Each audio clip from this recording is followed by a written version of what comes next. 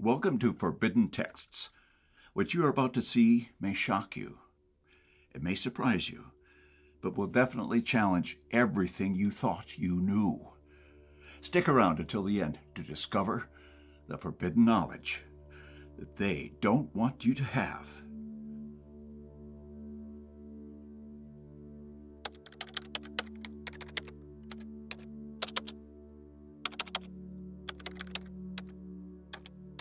You say you want to heal, but every time you get close, every time something good starts to grow in your life, you sabotage it. You ghost them. You quit the job. You numb out. And then, when it all falls apart, you call it fate. Or worse, you call it love. Welcome to Forbidden Texts, where we explore ancient knowledge and forgotten wisdom. There's a secret reason you keep repeating painful patterns. And it's not bad luck. It's not because you haven't found the right person, or the right job, or the right therapist. The truth is darker. You're not addicted to pain, but you are addicted to the familiar. Your nervous system clings to the predictable, even if the predictable is hell. And here's the part no one tells you. Your brain doesn't care about your happiness. It cares about what feels safe. And for a lot of people, pain feels safer than peace. Ever wonder why you feel anxious when things are going well? Why calm feels boring? Why real love feels suspicious? That's not a personality quirk. That's trauma. But not in the way pop psychology talks about it. We're talking about ancient, cellular memory, passed down through blood, repetition, and silence. You think you're choosing freely. But most of your choices are echoes of something older than logic, louder than reason. And until you find the source, you'll keep reenacting your suffering like a ritual. Stay with this. Because once you understand why your pain feels like home, you'll finally see the doorway out. You weren't born broken, but you were born into someone else's unresolved pain. Before you ever made a conscious choice, patterns were already being laid down.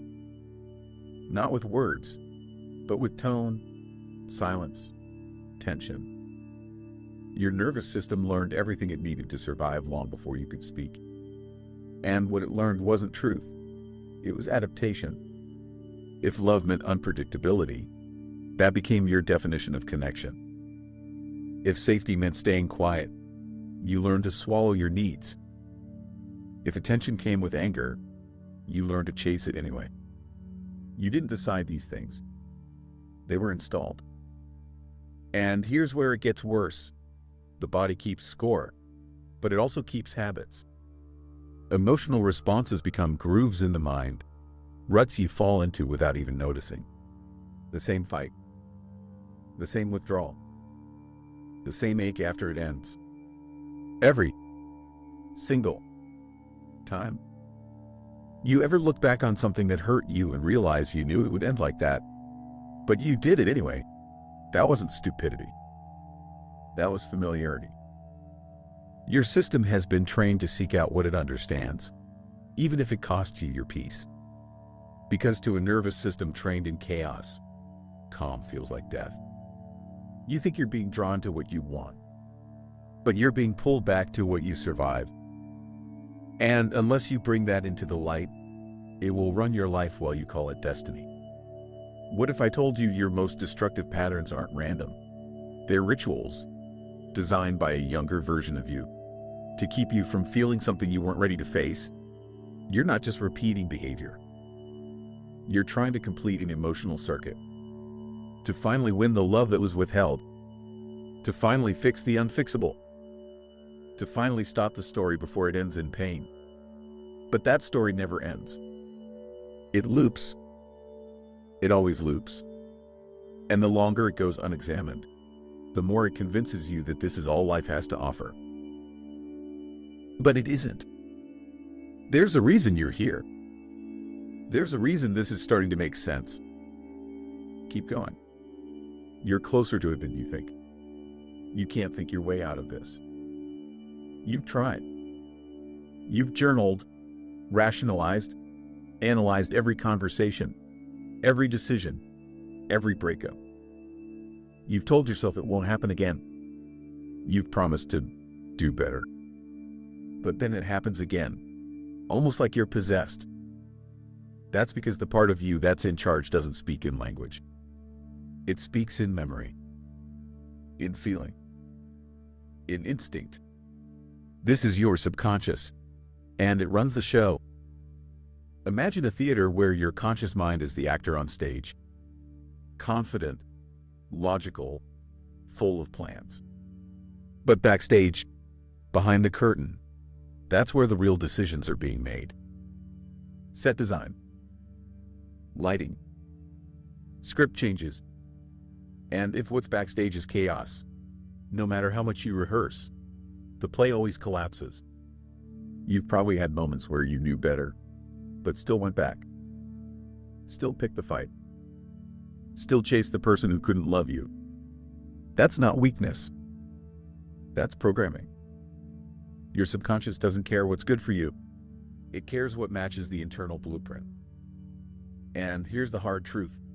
For many of us, that blueprint was built in dysfunction. That's why logic isn't enough. That's why you can read 100 books and still end up in the same argument, crying on the same bathroom floor, blaming yourself for not being stronger. But this isn't about strength. It's about pattern recognition.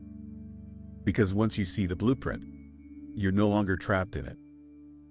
And when the subconscious becomes conscious, it loses its grip. That's when change becomes real, not surface level, but foundational. There's a war going on inside you between the life you've known and the one you haven't met yet. Between your survival self and your authentic self. And until you understand who's been driving your reactions, you'll keep choosing with hands you don't know are yours. But something's already shifting. Just by watching this, you're moving out of autopilot. You're getting closer to the edge of the pattern. The edge where something new can begin. Pain can be addictive. Not because it feels good, but because it feels familiar. There's a chemical loop that gets reinforced every time you replay the same emotional experience. Your body doesn't just remember the story, it remembers the high of the conflict. The spike of adrenaline during the fight. The cortisol crash after the silence. The dopamine rush when they finally text back. This isn't metaphor. This is biology. Your emotions trigger a cascade of neurochemicals. And over time, your body gets used to them, craves them, needs them, even if they're tied to suffering. It's the same reason people stay in toxic relationships. Not because they don't see the damage, but because the withdrawal feels worse than the chaos. The calm becomes unbearable. The silence feels threatening. The peace feels like abandonment. So what do? You pick a fight. You scroll through old messages. You go back to the one who hurt you, just to feel something. That's not love. That's withdrawal. The body becomes so conditioned to emotional chaos that it begins to seek it out, subtly, compulsively. You replay the argument in your head. You overthink the thing that wasn't even about you. You relive a conversation from 5 years ago like it's still happening. Why? Because those emotions release chemicals. And your system is hooked on the cocktail. You think you're just processing, but really, you're feeding the loop. You're not just stuck in a pattern. You're addicted to the feeling the pattern gives you, even if that feeling is pain. This is why healing isn't just about mindset. It's about regulation. It's about retraining your body to feel safe without the drama, to sit in stillness without needing to blow it up, to experience love without needing to test it, sabotage it, or run from it. Because until you do, your nervous system will keep pulling you back to what it knows. And what it knows might be killing you. But here's the shift. You can teach your body a new baseline.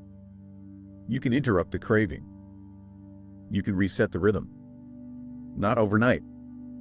not through force, but through awareness, through pause, through choosing something different when everything in you wants to run the same play again.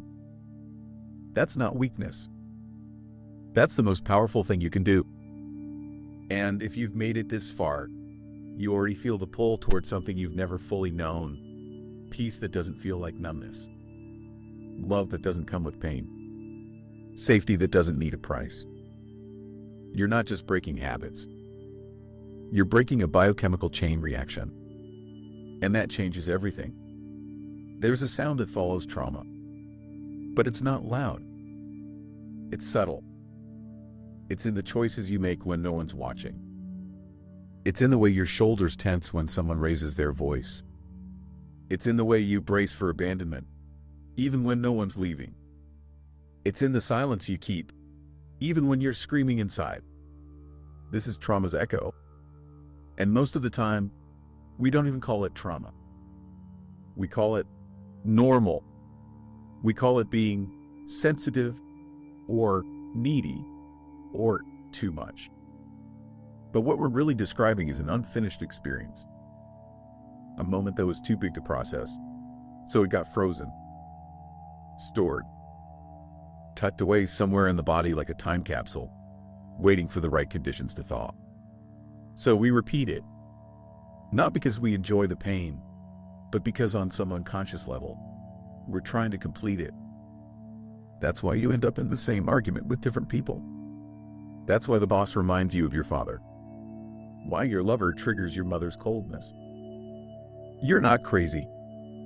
You're reenacting, searching for a different ending, trying to finally feel what you were never allowed to feel.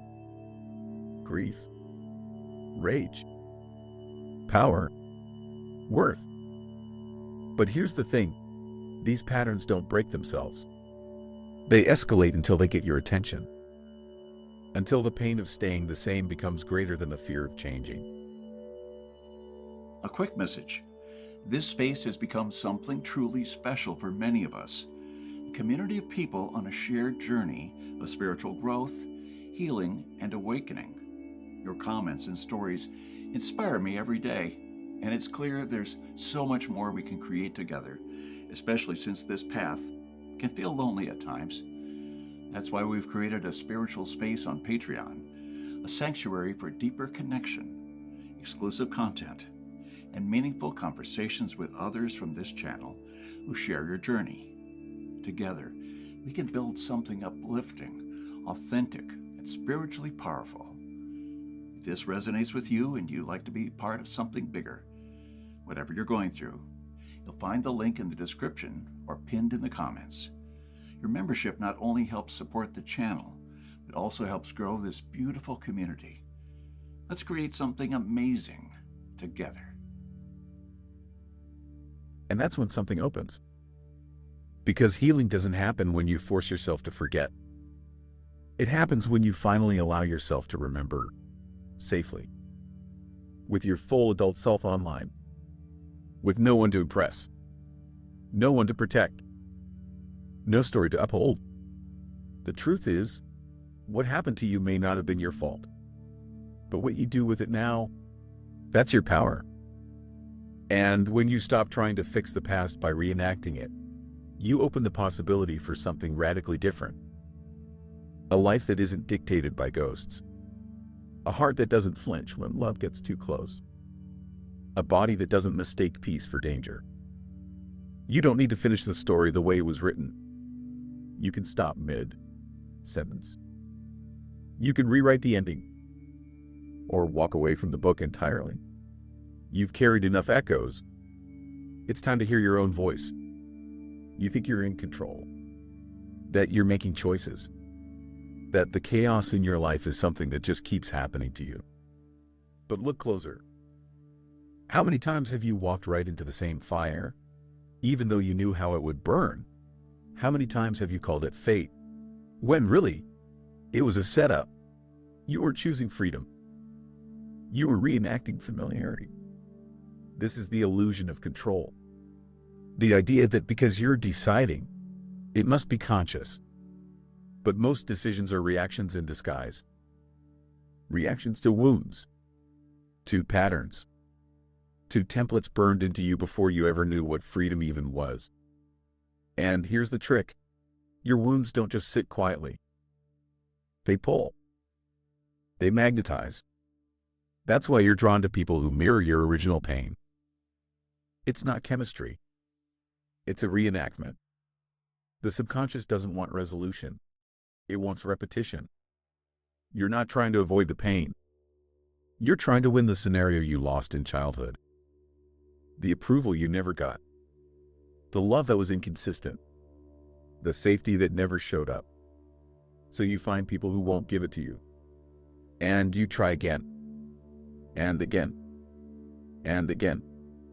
Each attempt looks different, but it feels the same. That's how you know you're trapped. And here's where it gets real. Part of you likes it.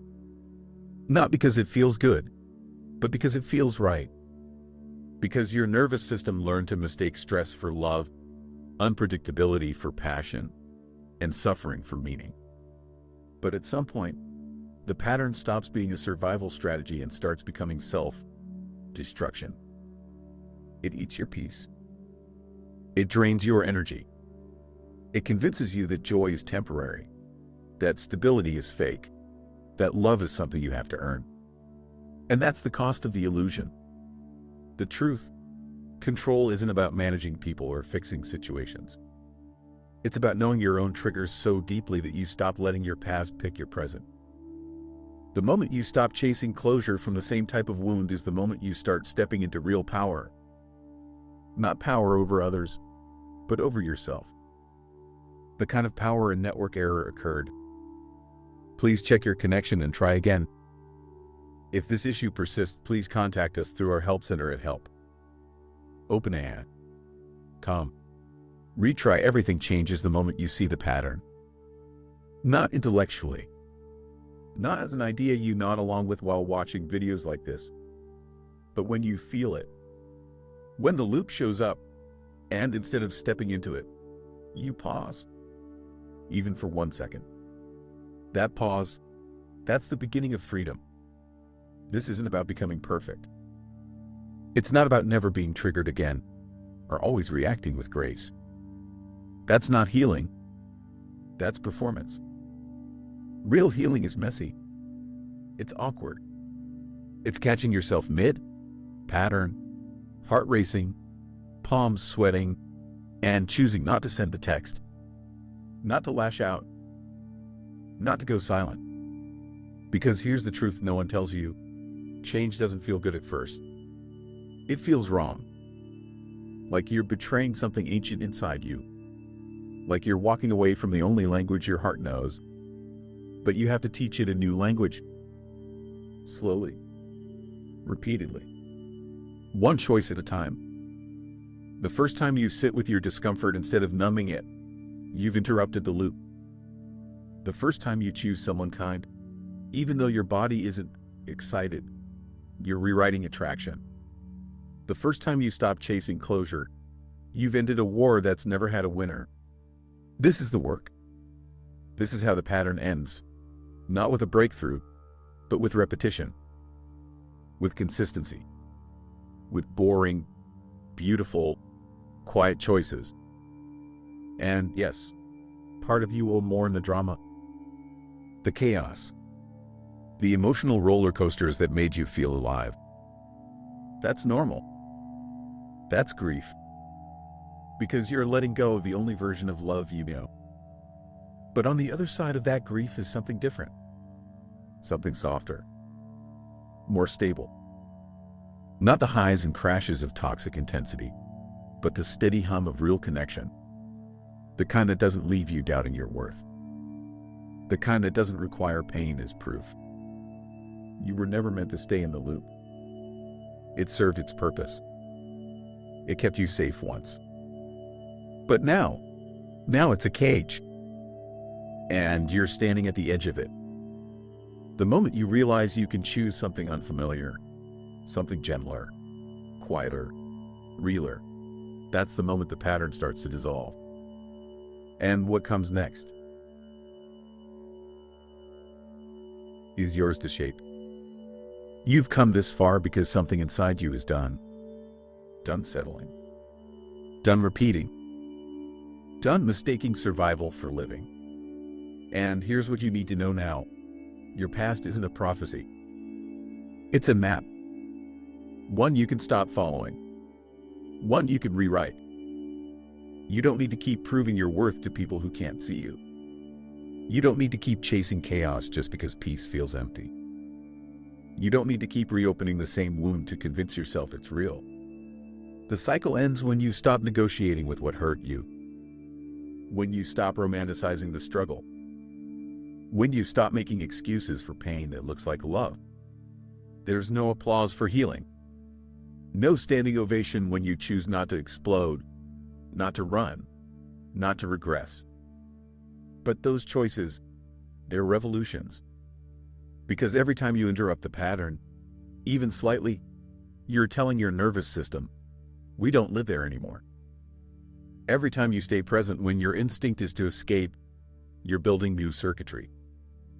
Every time you show up for yourself instead of abandoning your needs, you're becoming someone your past never believed you could be.